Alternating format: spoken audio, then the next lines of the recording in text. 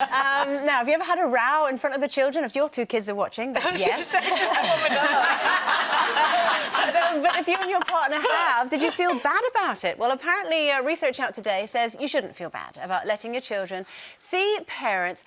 Seeing parents row is actually good for them. Can you see where they might be getting at with this? Well, I mean, over the year, Mark and I have been married 13 years now, and I would definitely say the rows that we had earlier on when they were younger were too much. Okay. Were too much. We were both really fiery, and we would scream and shout. And I think at the end of the day, that was selfish because suddenly your children become invisible because you're all about you winning, you're fighting you, and I think that frightens children. But we've toned it down a bit now. I would love to not to fight in front of them, but I can't. Okay. So what I do is we will have that argument, but I will make sure they see that resolution, that see us make up. Sometimes it might be a couple of days, but we'll get there in the end. How about you, Sharon?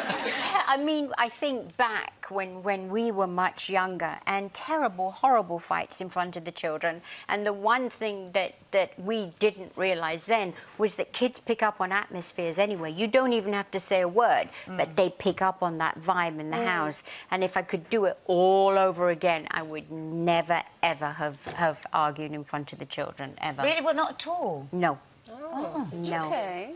Well, I've been with my husband now for 16 years and we've never, ever had a cross word. I'm joking, obviously. We do argue, but actually we're not shouters. And what we kind of... we can be a bit snappy with each other or we bicker a bit. But for me, it's very important. We've got daughters. If he says something to me that I think is a bit disrespectful or a bit dismissive or whatever, it's very important to me, in front of my daughters, not to let him get away with it. So I take issue with him.